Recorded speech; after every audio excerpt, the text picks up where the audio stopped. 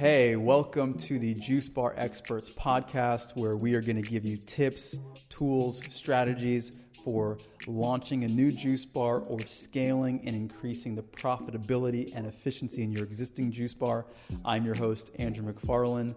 For the last 10 years, I've been in the juice bar business, running my own juice bars, as well as helping hundreds of entrepreneurs all around the world launch successful juice businesses. So without further ado, let's get into it.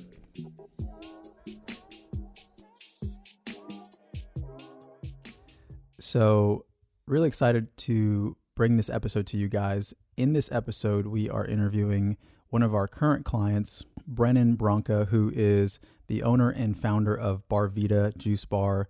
They are located in Darien, Connecticut. They are a really awesome and really unique client to work with because their brand is so unique. And in this episode, we're going to talk all about really Brennan's inspiration to launch this business, where he has had challenges, things that he's learned, and really diving into some of the principles of building a unique brand.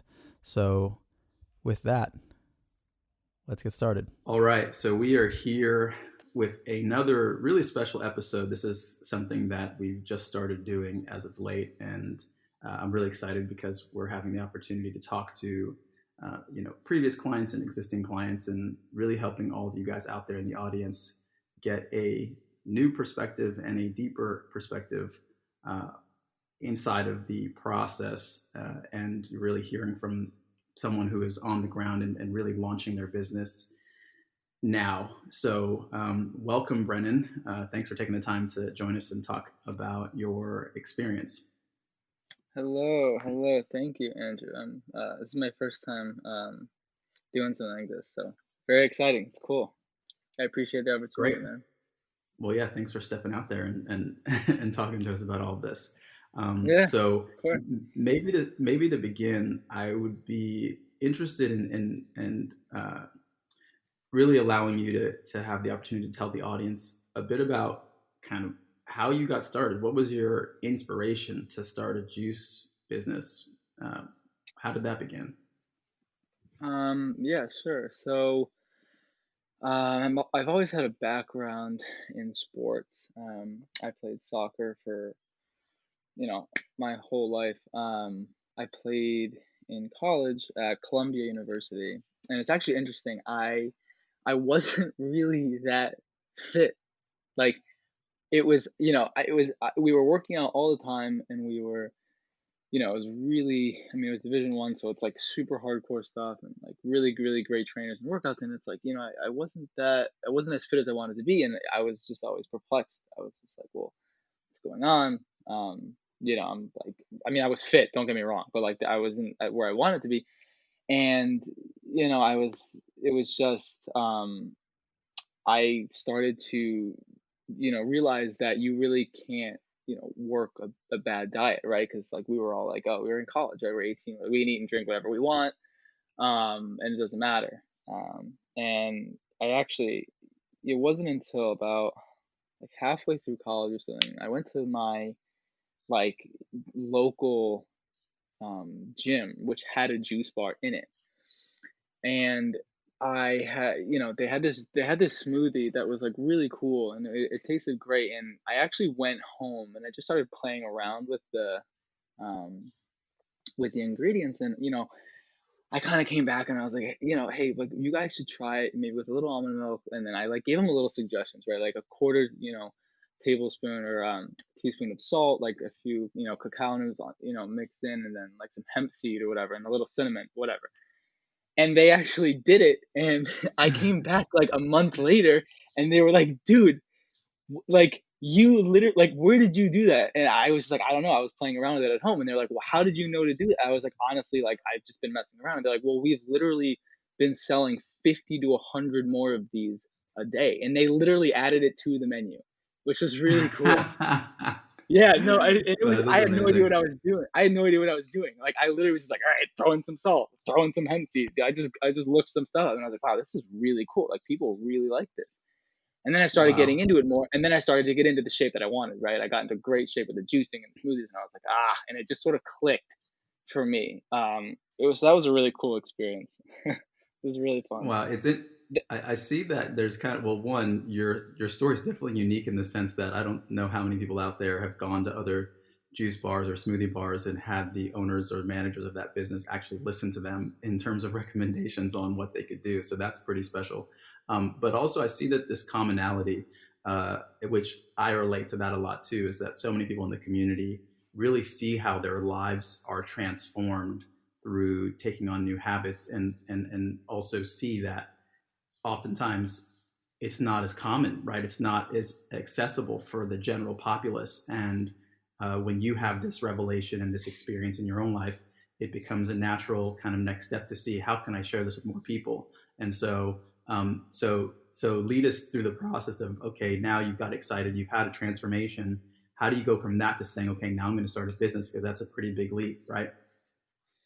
Yeah, yeah. So, to your first point, this this wasn't, this was like a smaller juice bar, which was like sort of an amenity to this gym, and I think they were sort of newer, so they were like still kind of working through their kinks, and like so they really that was just a really cool relationship. I actually still go back and they still talk about it. It's cool.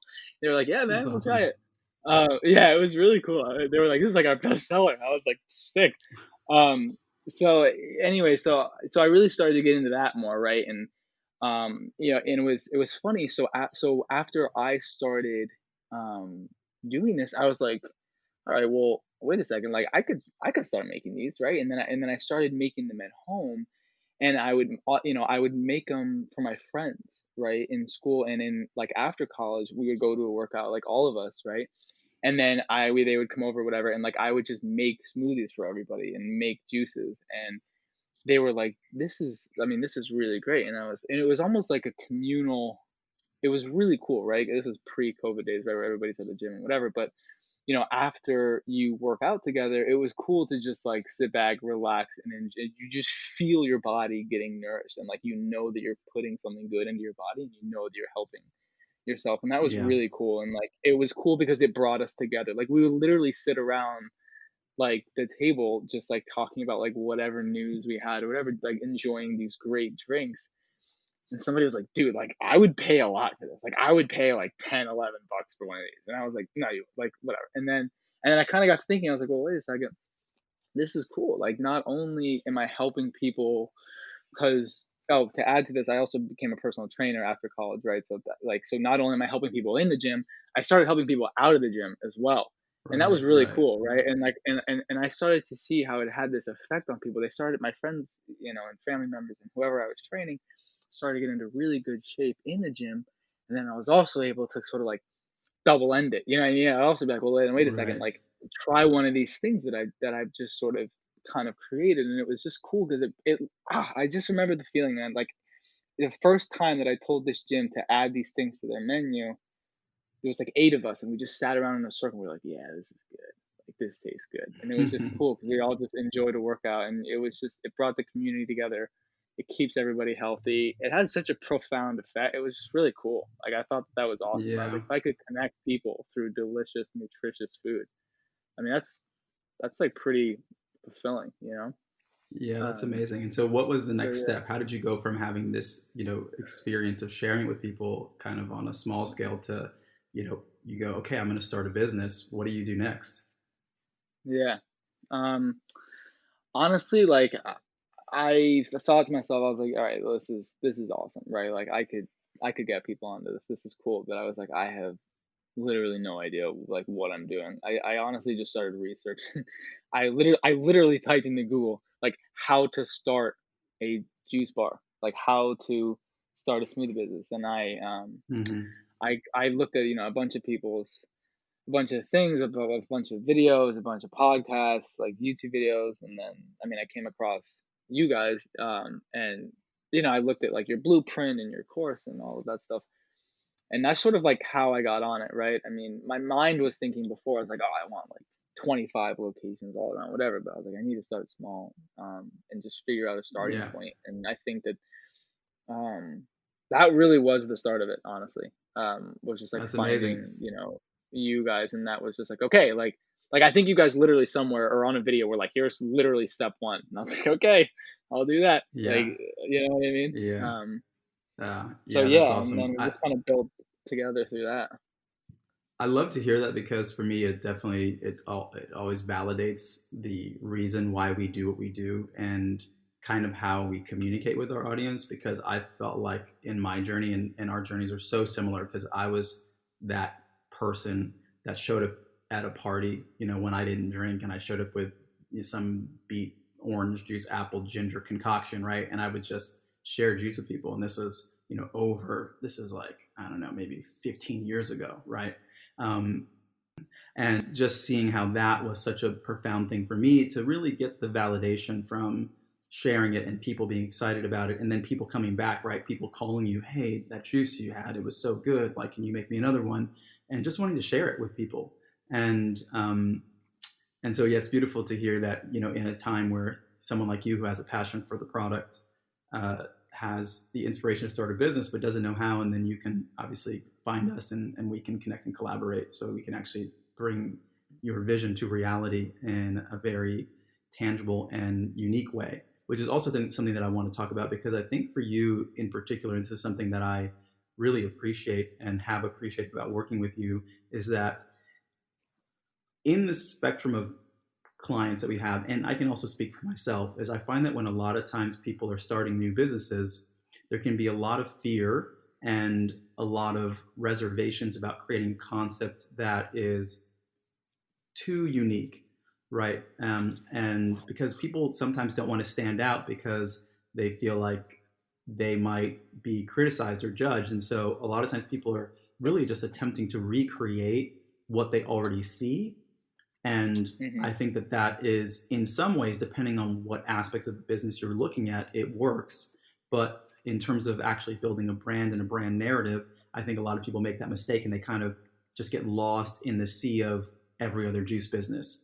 And Yeah. working with you, it's always been so clear because something that you've been so passionate and upfront about is that you really want to create something unique. And I do believe that collectively we've been able to execute on that. But I'd love for you to talk a bit about kind of your process around that, and what is it about your company that really feels unique, and in the way that we have developed it together, why did you take that approach? Yeah. Well, to start, thanks for the kind words, man. That's really nice. Yeah, man. I mean, I'm always the kind of the person where it's like, I'm not gonna do something to just do it the way that everyone else has done it. Like, I really like to push the boundaries of what's like almost socially acceptable.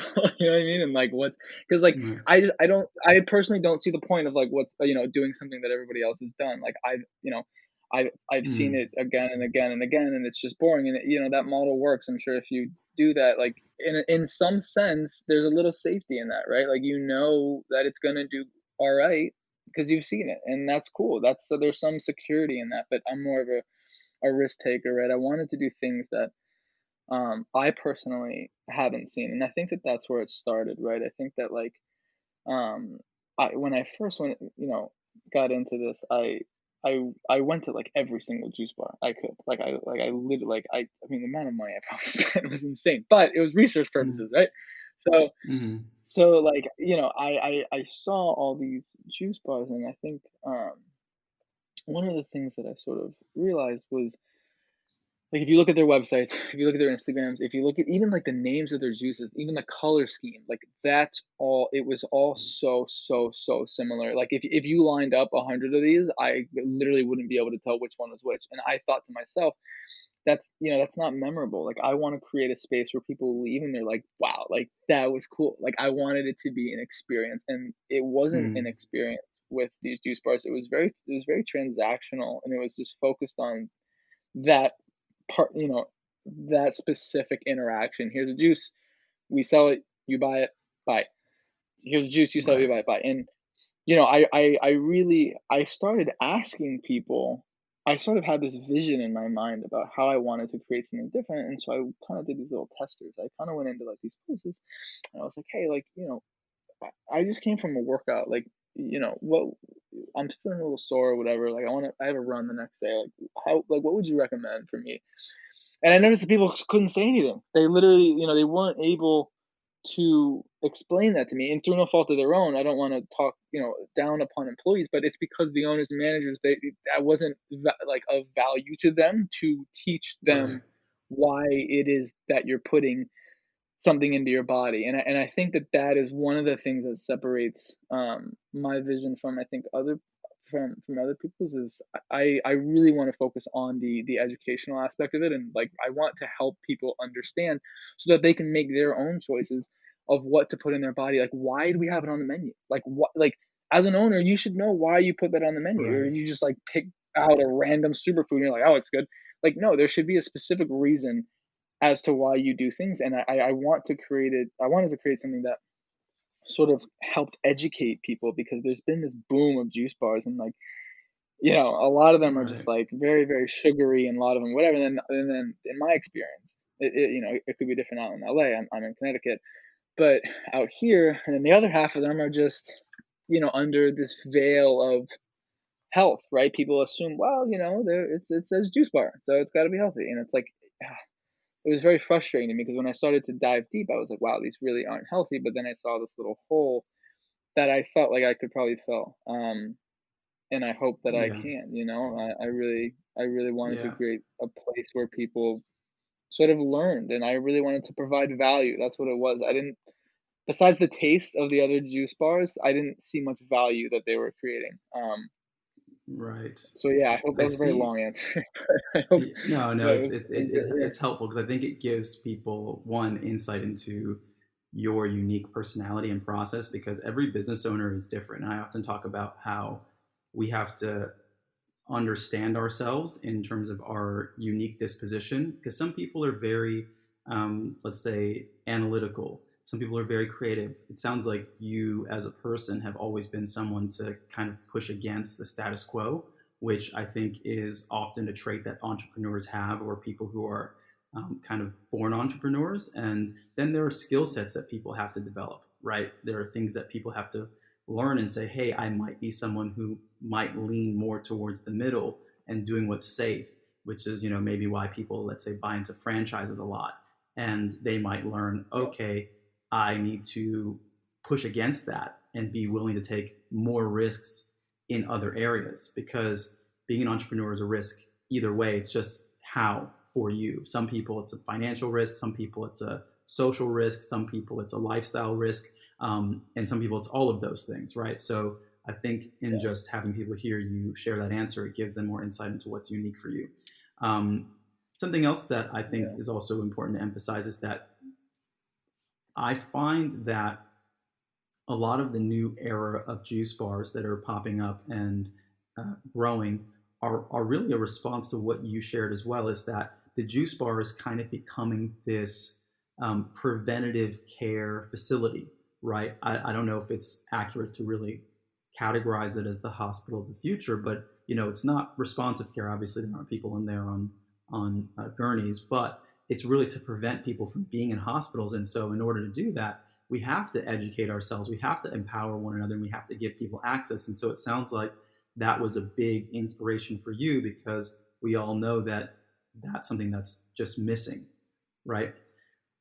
yeah. No, for sure. I mean, I think especially like now, right? Just in with like what's going on, right? That was, one of the things that I wanted to make sure was that we had um a reason for why we put what we put on the menu, right? To help educate people and to help prevent people from, like, if your immune system is built up and you're healthy and all your organs are functioning well, and you have a much better chance of being able to fight off any whatever disease or whatever that comes.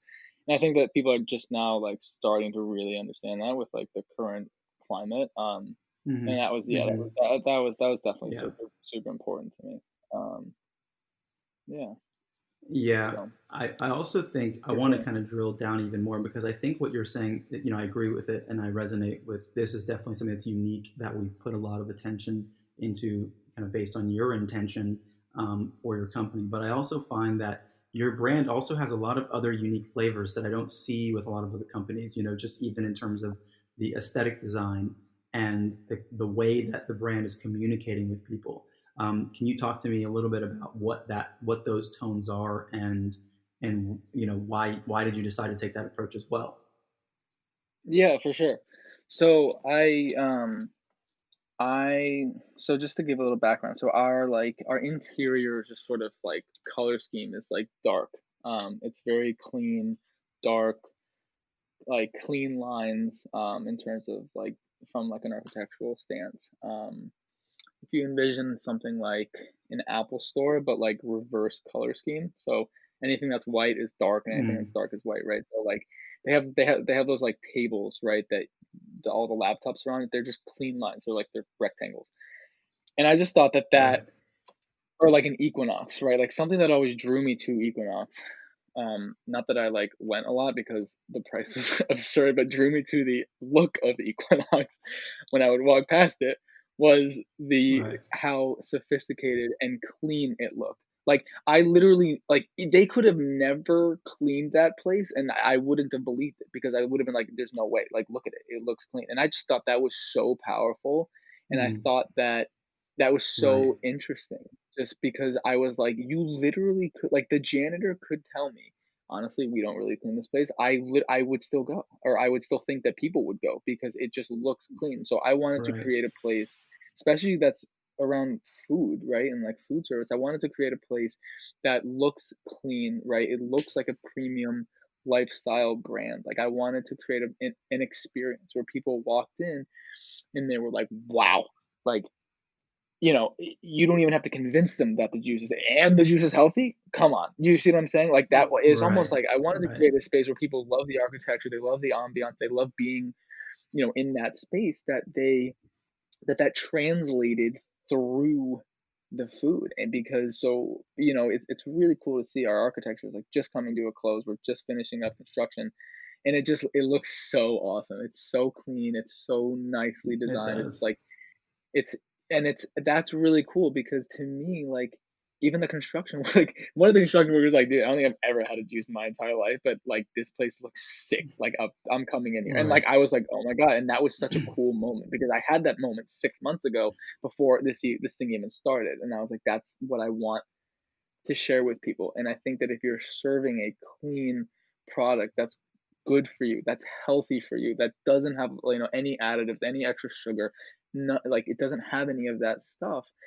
It needs to be reflected in every aspect of the business, right? From the faucets that you choose to the buttons on the banquette to the chandelier, you know what I mean? To the menu design, to the menu board, to the tags, So I really wanted to just sort of Right. go my own way in that.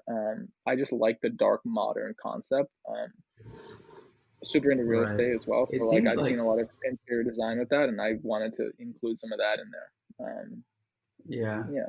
So Yeah, it seems like, and I find this because I observe, a lot of entrepreneurs, and it's so funny because I feel like some people are just naturally branders in their personality as well, and just from working with you, it feels like that is the case because of how much attention we put on that, and just sorry, naturally, I think where your what was conversation, that? I was Naturally saying what? that Sorry. Yeah, you kind kind of of cut off there. brand development Branders, yeah. entrepreneurs. Yeah, it's Yeah, like, yeah, yeah. because even the idea that that you're dealing with a product that's clean and it should be reflected in every aspect of the business, because what is a brand really? It's having consistency in Yeah, the multitude of extensions and expressions of your yeah, business. Whereas I see so often, right, you have a product that's really clean and then you go to someone's Instagram and it looks messy or it doesn't look yeah, organized. And you have to think about health. What is health? Health is internal organization, it's internal balance, right? It's not chaos. It's why a club should be designed a certain way and probably shouldn't look like a juice bar, because it's a little bit more chaotic. People are getting drunk. They do things with the lighting to make sure that you're not seeing clearly, right? It's the type of environment that you're in. Whereas a juice bar is a place where community is built. The product is supposed to give you clarity. It's supposed to be for clean because, sure. obviously, like you said, it's food and it's going into your body. And so people have to feel this from the second that they see your store or they see your website or they see Instagram or whatever their first touch point is, to be able to extrapolate that into the product experience, into the customer service, without having had that yet. And then hopefully you fulfill on that promise and the product is great, and then the customer service is great. And so they just have a holistic experience, and therefore that's going to build trust inside of them throughout. So I kind of want to dive. 100%. Yeah, I kind of want to dive a little bit more into kind of the process, because as you mentioned, you're at a phase now where you're almost done with the build out, and we've been working together on this project for, I don't know, has it been a year or more? How long has it been now? I think it's been over a year. I think yeah, start to finish. Yeah. It's a long time. This thing takes time. Yeah. You're like, wow. It takes time. And I think also too, obviously, the circumstance, because when, as the listeners are tuning in, this is recorded at the time of the pandemic and coronavirus, and we're kind of, what seems like we're going towards the tail end of that as businesses are opening up a little bit more. But that was obviously a significant curveball that created a lot of delays in the construction process and just the approval process and all of those things. And with that being said, obviously too, your business is unique in the sense that you really invested in making sure the place was immaculate and all the details of the space were considered, and that takes time as well. There's always this quality and time access, right? Like if you want things to be done in a high quality way, you can only do it so fast. And so I think that that's a component also. But to kind of ask you a more direct question, how and what did you find in this process, in this year-long process that we've been working together? What things stood out to you as kind of a surprise, and what did you feel like you learned that you didn't expect that might be worth sharing with the audience? So that's a really good question. I've learned a lot. It's one of those things where it's like you're just so stuck in on this all day, every day. You don't really have time to think about the things that you've learned. But then when you take a step back, you're like, holy crap! Like this has been. So the first thing I've learned is like, you said this once to me, and it couldn't be more true. Like there's 101 things that you have to do, and you literally just have to decide which ones you're doing today, and you know what I mean, and get done the ones that you can, and just what do I do first? Like there's always so many things that need to be done, and that's good because it keeps you really busy. Another thing to get to, like, sort of piggyback on what you said, like I really had a vision, like down to the buttons on the bank hat, like the color, like the model number, like on what I wanted this thing to be. And I think that's something that is super important, is to realize that there's, nobody's going to take the time to do it and do it right like you. Nobody is as invested in this as you are. So, if you want something, like plan it out, like have a detailed, like I drew it by hand. I did draft it on the computer. Like I visioned it, I planned it out. Because I knew, like, for example, contractors are great, but they're just there to build. All they're doing is looking at a piece of paper and building it, right? So if you got to stay clear with yourself on what it is that you want to do, because nobody, like as I said, is going to put in as much effort and time, and it's going to make it like how you want it as well as you are. So that was really cool. It sounds like decisiveness, right? And this is definitely a quality that I think is so important, because obviously we work with a lot of people and we see all the spectrums of personalities. One thing that I can say that is a big hindrance for people is indecision, right? And I think I get and empathize with people, because it is hard when you're getting to the point where you're investing money in a project and you're really going to be committed to some things, right? Whether it's the design of your location or your logo or your brand colors, or, once you do it more or less, right, with certain creative things like your brand colors, you can change those. But the infrastructure of your space, where your location is going to be, all those things require commitment. And I think that a lot of people kind of suffer from this analysis paralysis. And a lot of people who are even listening to this, I'm sure, can relate to the fact that the only reason they haven't even started is because they're still in this analysis mode. And sometimes you have to make the best decision that you can based on where you're at, knowing that your understanding of anything in life and everything in life will always be incomplete. You will never know Yeah. everything, right? But you have to say, 100%. well, this is how much I know, 100%. and I know I need to make this next step. Let me do that much and see how the vision becomes more clear to me, which I think a lot of people don't do. So, 100%. so yeah, I definitely wanted to I echo that agree because with I think that. it is critical. No, for sure. I mean, I Yeah. think honestly, something that's really important is like one of my favorite quotes is fire, ready, aim. Like, because like I love it. It's awesome because like although you want to be detail oriented, like and although you want to have a plan, I think what's super important, what I found to me to be is super has been super cool is the overall vision, the branding, the message, the how I want to stand out, what's going to be specific about my place, right? Like all of that I had in my mind. But something that was super cool, which is just to touch on what you had, is we actually, the first place that I looked at, I thought was awesome, right? And I was like, oh yeah, this is the location, this is what I want to do, blah blah blah. And then it turns out that it actually, like, I don't know why we didn't figure this out. It wasn't zoned for restaurant. It was only for retail. So you can only sell it. You couldn't make it Mm, there. But then right. literally the next week, a spot in the middle of downtown Darien opened up, which is a 10 times better location. And it was just one of those things where like like you have to just make a decision, and then that was the best decision because that was the only place that that was the best decision for that moment. And then the way that it works out is the way that it's supposed to work out, right? And that was really cool. And that's something that I really like that you said. You can only make the decision, the best decision at that moment, and you don't even know what you don't know. So to sit there and try to figure it out is futile because there are things that you don't even know to think about, right? And there are Right. things that you don't even know that you might want to think about, which is something that I've learned a lot with you, right? Like you're very much like in a bowling alley, you're like the little aisle blinders things, like the whatever those things called. Rolling this ball down, and it's cool because I have the vision. I know I'm going that way, but you're kind of like okay, like you kind of keep it in line, and you can help straighten it out. And I think that that's super important. You know, Yeah. you can only make the best decision for that specific moment, right? And you just got to live moment to moment while keeping this sort of overall mission and drive and focus going in that same direction. That's Yeah. I something that's think like it. it's sort of meta, but like that's really been really important for me. No, I think it's 100% correct, and I want to refine this thought process a little bit more as my thinking has also gotten more refined.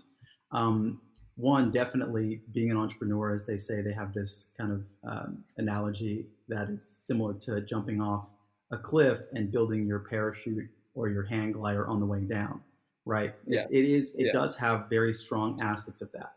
I was listening to a talk by Seth Godin a couple days ago, and he talked about how the person who fails the most wins, and the caveat to that is really understanding the difference between failures that you can come back from and failures that you cannot come back from, right? Because if you go, let's say, all in on the wrong location, it's really hard to bounce back from that because it might mean another year's worth of work. And not to say that you can't come back from it, right? Because you still can, but it's one of those things that um, there are certain decisions in a business that are more critical than others, and people oftentimes lack the understanding of which decisions those actually are. And so I can just give some examples, like the location. Pretty critical mhm, decision because it's going to be maybe 8 months, give or take, worth of time, build out, energy, financial resources, etc. So if you get that wrong, it could be pretty damaging. For example, things like getting all of your menu items 100% correct. It's important, but those things are easier to evolve. So you can have a failure with launching a certain smoothie that you think is going to be good, and maybe it's not as exciting to people as you thought. But guess what? 2 weeks later or a week later, you've taken that recipe off the menu, you've created a new recipe, you have an opportunity to try something else, and you've eventually found success in that arena. So I think in the spectrum of decisions that we make, the part that people really need to grasp is which decisions are things that I have to spend 110% attention on, and what are things that I can allow more iteration on and don't have to get 100% right. Like, I don't need to spend a month on my web design because although it is important, it's always going to change. A menu is never done. Anything creative in your business, for the most part, in varying degrees, is never done. And so, are you investing time and energy and resources into the things that really, really matter, and kind of having the right relationship to the things that may not matter as much? No, for sure, 100%. That's sort of why, like, I read this quote. It's like you have to be like laser focused on your, overall goal and your mission, but a little bit more relaxed on the tiny, tiny little details, right? Because those are always, like you said, those are always going to change. Those Mm-hmm. aren't as whatever. As long as you're sort of bouncing, you know, towards that right direction, like that's what's important. So yeah, I Yeah. could not agree with that more. I think that's a And really this good is, point. to Yeah, me, for sure.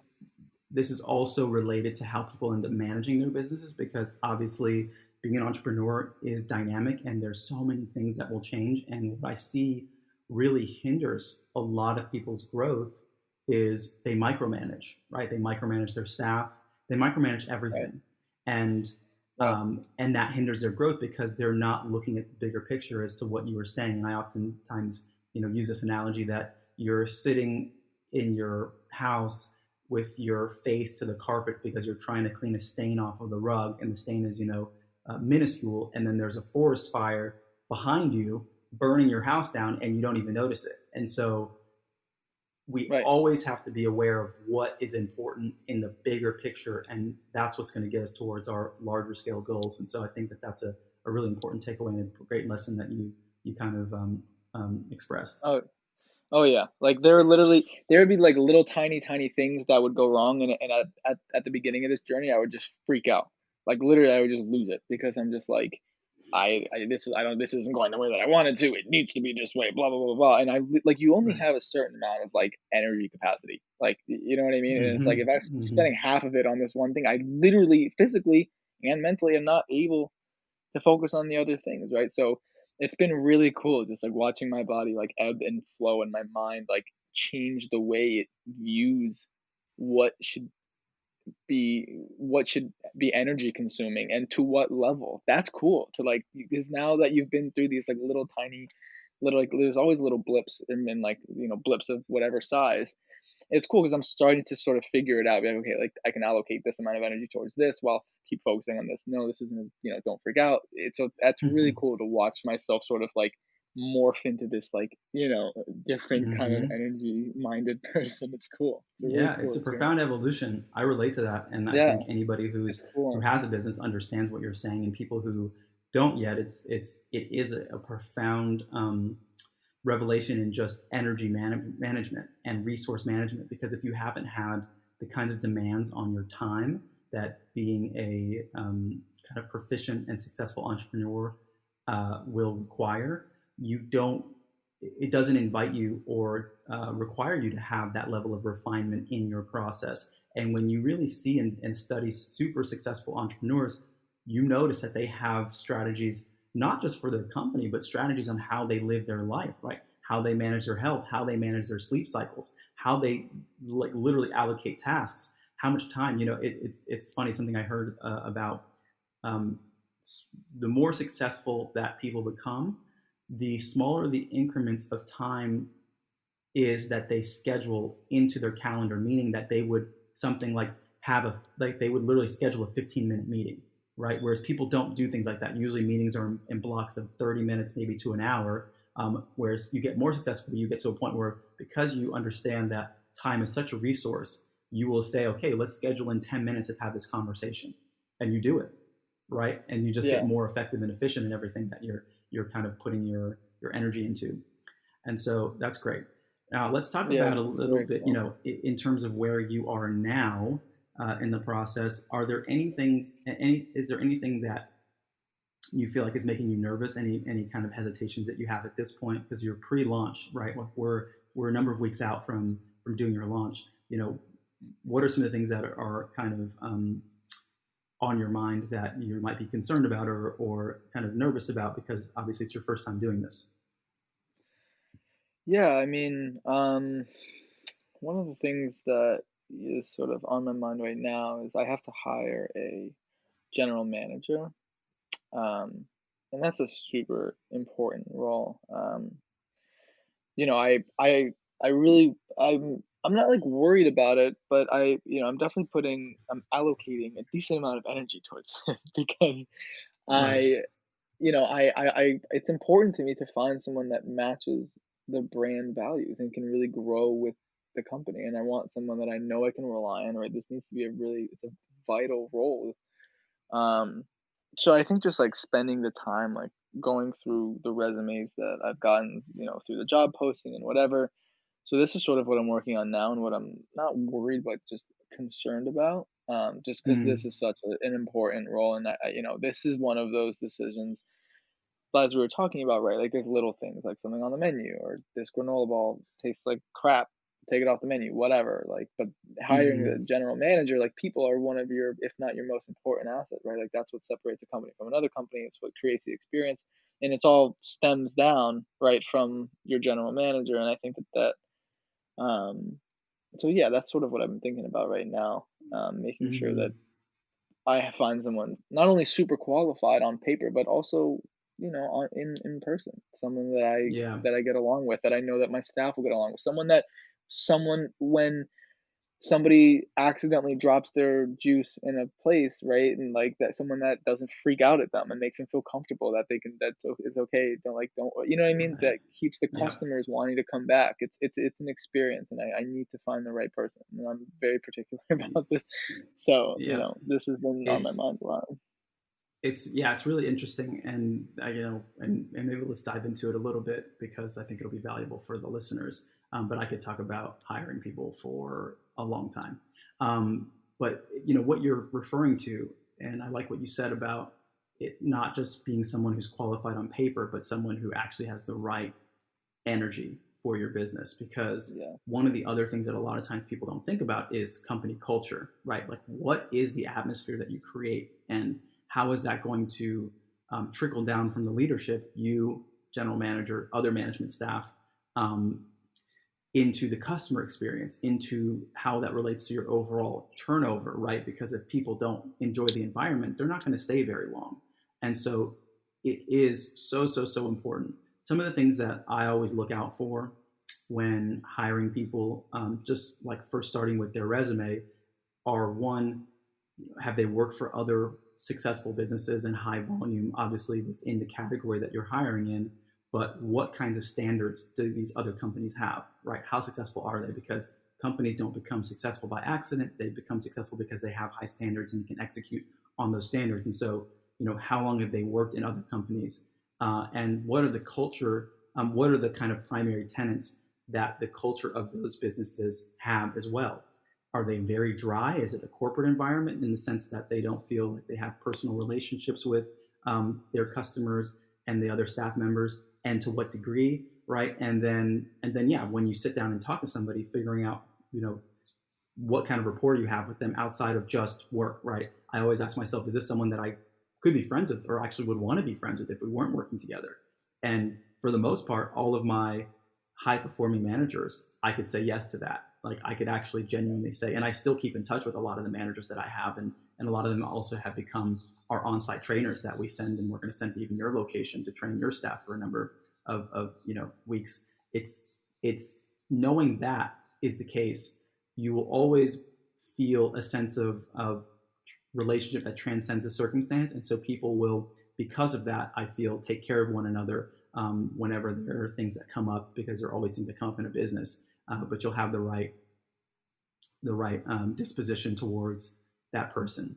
So Yeah, yeah, for sure. hiring your GM is such a important role, because and I often find that people kind of, if you can find someone that's balanced, that understands the capacity and the need to lead and actually achieve company goals, but similarly, simultaneously, can do that in a way that is uh, human and considerate and compassionate. It's a very rare thing, because I usually find that bosses that everybody loves but can't run a business, right? They don't know how to hit sales Exactly. goals or hit labor Yeah. percentage goals. And then there are the people who are super militant that are like platoon leaders and have no emotion, but they get all the things done that they need to get done. And so I find that a really great manager is someone who has the capacity to function and straddle both kind of character traits. Yeah, for sure. And it's super interesting because you can feel like I really feel that the energy from the general manager like trickles down through the employees, which then trickles down through to the customers. So as a Mm-hmm. customer, when I go into a space, I can feel it when I walk in there. Like I see the faces Mm-hmm. on the all the other employees' faces. I see the way they interact with each other. I study the way that they look at each other, the way they talk to each other, how they act when a manager's around versus when they're not around. And that just the company culture is so important to me.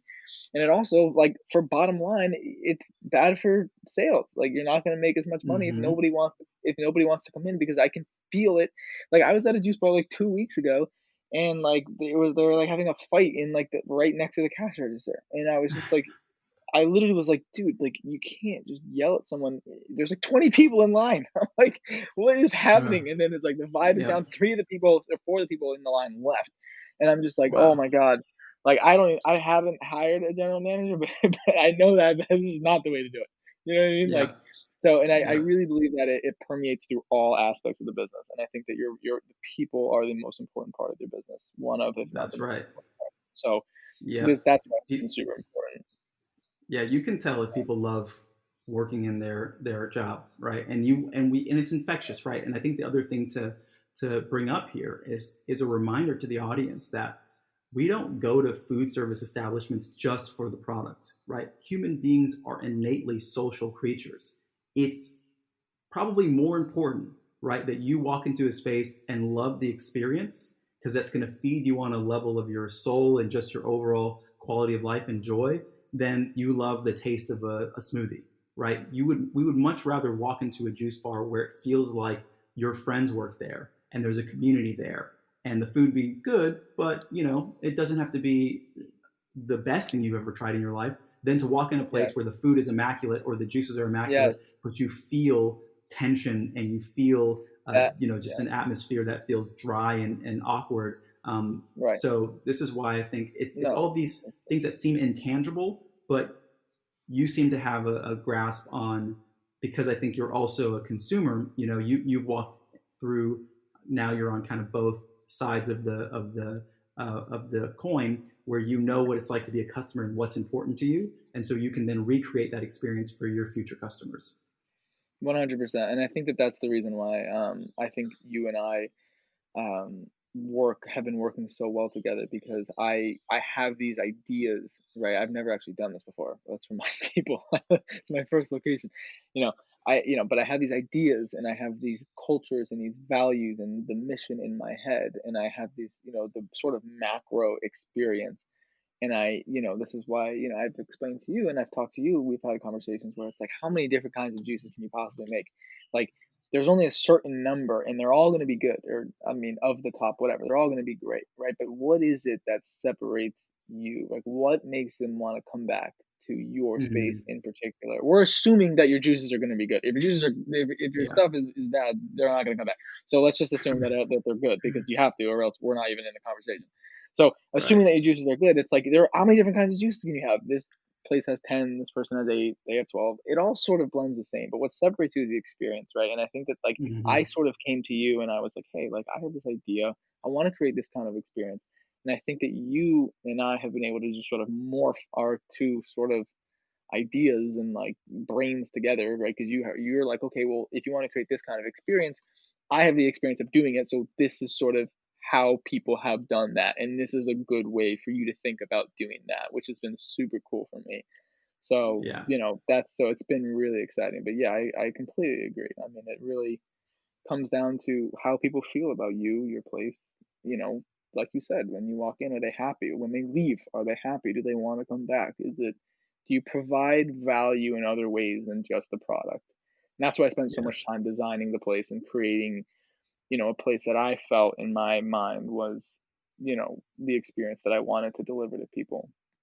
Yes. And So most yeah, people, and and I feel like this is just a testament to what for me is a strong indicator of why you are going to be successful, is because I really feel like, and have just observed and experienced, that these are important things that a lot of people don't think about. A lot of people think I'm going to have this, my product's going to be so amazing and it's going to be the thing that wows people, and they're going to, and it's like, okay, your juice can only be so good, and yes, it should be exactly, good. And it's, to exactly. me, it's the equivalent of saying, oh, I'm dating someone and they're nice. It's like, well, they should be nice. Like Right. That's a that's the given. bare minimum. That was what we're That's where talking you about. start, right? Yeah. Like that's where human Right. relationships start. So like your product should be good. That's bare minimum. So don't get excited about that. You need to, like, what's going to be that thing that's the wow factor? What's that element that they can't get anywhere else, that they can't recreate at their home? And it is the experience, and that can spiral out into the realm of the infinite, because there's so many different ways that people can do that, through the events, through the customer interactions, through just the overall atmosphere Oh that my you God. create, of it being Yeah. fun, playful, loving, genuine, genuinely interested and concerned, informed, right? All of these things. And so, yeah, I just love when clients are cognizant of this and really put the effort towards building that customer experience that is so needed. Yeah. I mean, you want to help people. You want to influence and add value. Like, or else why are you doing it? In my opinion, right? It's like buy a franchise. Like Mm-hmm. they literally have models Right, that they tell you how right, much you're gonna take home. Like you right. literally don't need to do anything. Right? So, like, that's why, and I don't wanna bag on people that buy franchises. I think that there's value to that in certain aspects, and depending on where you are and who you are, that Right. could be valuable to you. But from my perspective, right, I wanted to do something where I knew that I was gonna change lives, help people, and so it's been really fun. Really, really cool. Yeah.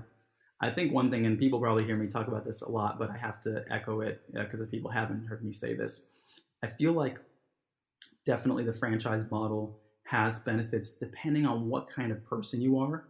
But Yes. ultimately, to be honest, I feel like because we're in this new paradigm of health, I feel like the franchise models are going to fall apart, because it's really impossible for them to be as dynamic as the customer is, right? Like we've reached into this era of time where, in the same way, like in software, in the software kind of IT businesses, you have to be very agile. And when you don't own your company, and you can't say, for example, we know celery got really popular for a while, and you have to deal with some huge corporate entity to say, hey, can I start selling celery juice? And they're like, no, you can't do that for X, Y, and Z reason, right? Or there's some superfood that you want to incorporate, or there's some new ketogenic diet trend, right? Like these trends are always evolving, and they're evolving so quickly that unless you own your company, you will probably not have the capacity to adapt your business in a way that responds to the market appropriately, and then you're going to become a victim. So the thing that worked for you in having this kind of really clean structure will become the thing that becomes too rigid for you to bend and mold to the demands of what's taking place in the industry. Right. That's a really, really interesting thought.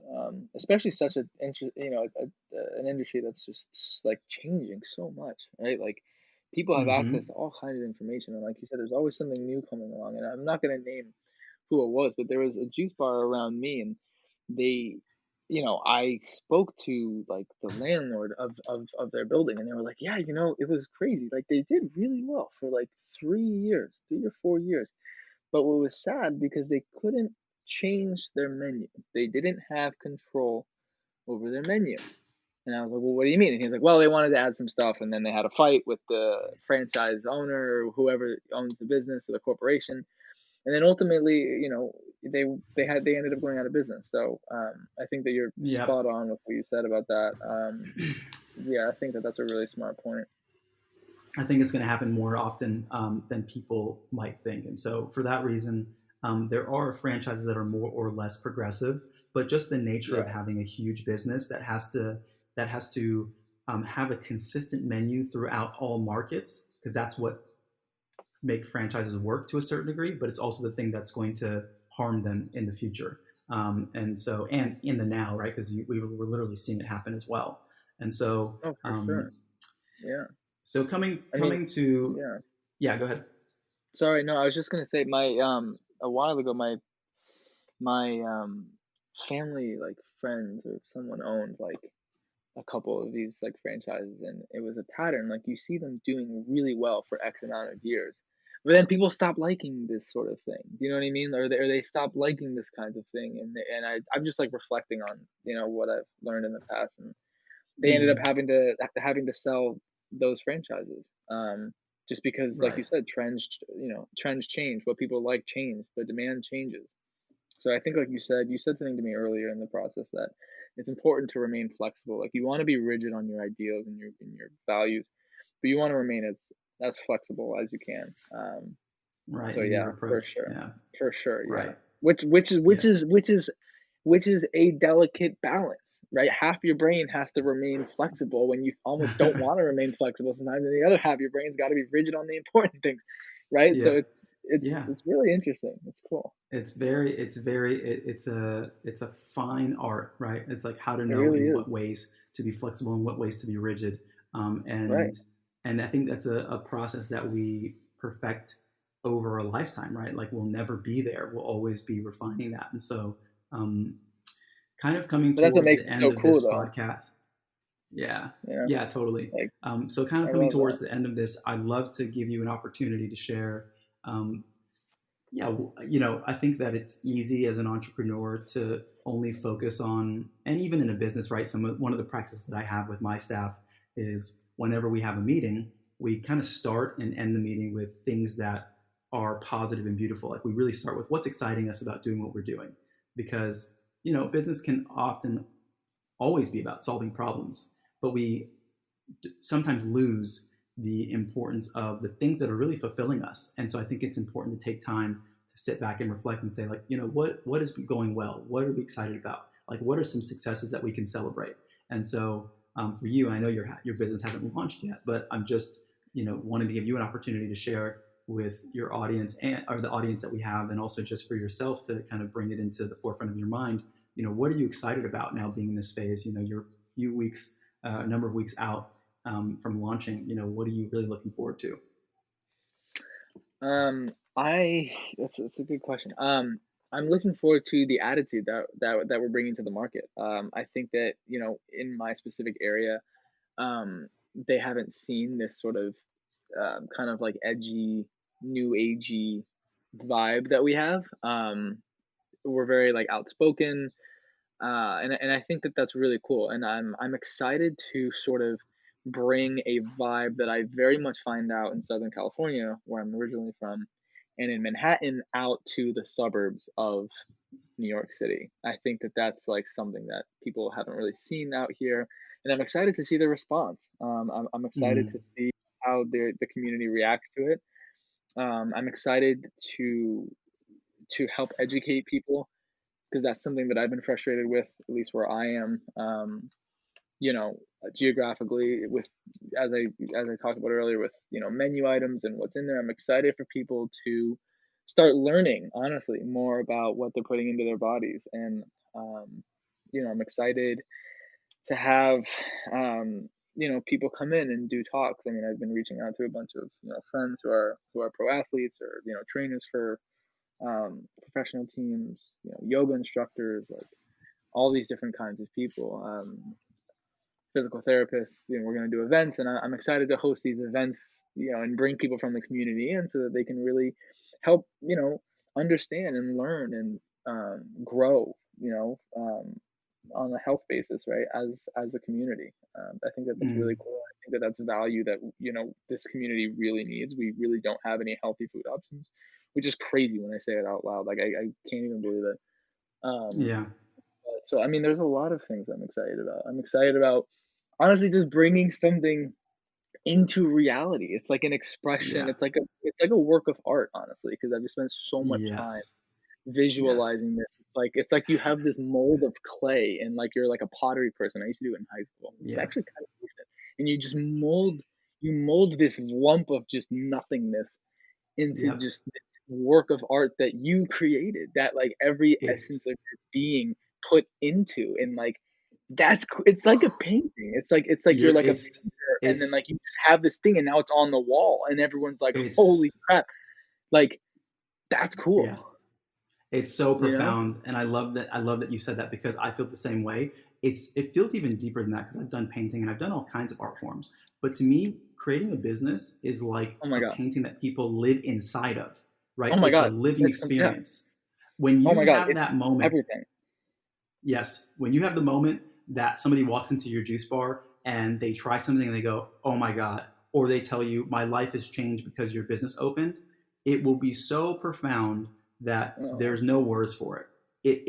You can't fathom how it goes from being something where you thought just a year ago this was a vision that you had in your mind, and now you're saying, "Wow, there's hundreds of people that are walking through my business every day, and they're better for it. Their lives are changed for the positive." And it might just be for that day that they put something nourishing in their body, or it might be an interaction. It might be relationships that develop, right? People get married through like meeting people in cafes and stuff. It's just like it's perfect.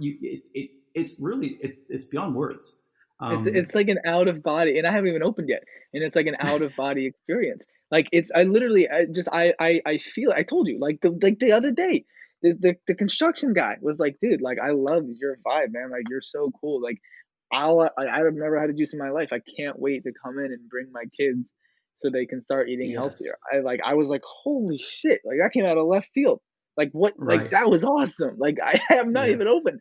It's really cool, and it really is like it's like you're a painter, but you're not painting with just your a brush. Like, your brush is every part of your body, how you feel, how you think. Like, the way that you think and feel about others and your world is expressed through every facet of your business. And I just think that that's so yes, incredible. And I'm so happy for people to really see an expression of me. I'm excited to express yes. myself to the community and hopefully help And, everyone that I can. I mean, yeah, and the last thing that I'll so say too that'll be maybe a profound insight or experience that you may have is at a certain point you start to realize that because this business, it is your company, but it will become a point where you start to realize it's actually your customer's company, right? When you start to see how important it is to them, and you start to go, "Wow, the fact that I need to provide this service is almost a bigger deal for the community than it is for me." You start to realize that the way your business shapes itself and the decisions that you make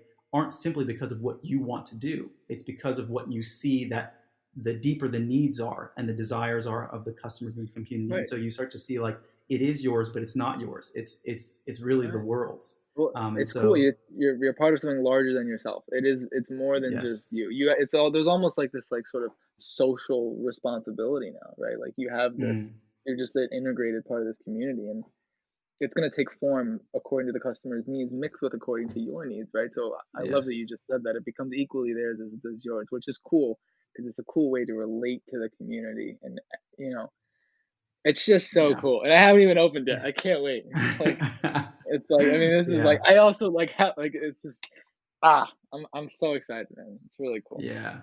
That's So amazing. Well, yeah, Brennan, thank you for just saying yes to your own vision, because I know that a lot of times people go through a process of having to overcome their fear to be able to actualize this, and the world will be better because you are launching this, and I'm excited to see how everything is received, and also importantly because you've just been such a great client to work with in terms of your willingness to be creative and to take risks, and our staff, we always talk about it internally and how much we enjoy working on your project because you've allowed us to really kind of express in some ways the more of the fullness that we're capable of expressing, right, of actually getting deeper into our layers of creativity through your company, because it is such a unique brand as a whole. So thanks for taking the time to join me on this podcast. And I think lastly, as we wrap up, where can people find more about Barvida and the journey of your business? so right now, well, first of all, before I say that, I just want to say thank you to you guys as well. You guys have been unbelievable. I mean, absolutely crucial in making this happen, and super super fun to work with. I mean, you guys really, honestly, and I'm not just saying this, like, you guys have literally been able to help me take my vision and make it into a reality. And you guys are so fun to work with. You guys, it's just been such an all around amazing experience for me. And listen, like, I don't want to say like thank you, you know, but you're, I mean, I don't want to say you're welcome for it, but like, of course, like I want you guys to be creative. I want to help inspire other people to be creative. And this is a joint Yeah. group effort. So like, if you guys are having fun being creative, like all the better. That makes me even more happy. Yeah. Well, So, you thank know, you. you guys have been amazing. Thank you so, so, so much. You know, words can't Oh express. yeah. Thank you. Of course. Yeah. So to your point, to find other information, well, I mean, we started the Instagram, at Barvida Juice Bar, BARV as in Victor, IDA Juice Bar. We have a website, thebarvida.com, which you guys, and, you know, we're like sort of finishing up right now. That should be up, you know, relatively soon. But yeah, I mean, those for now. We also have a Facebook page, which we're going to be starting up as well. So, I mean, for those listening, come check us out. Should be really, really fun. So, Awesome. so Well, thank thanks you for again, having Brennan. me. This has been You got amazing, it. man.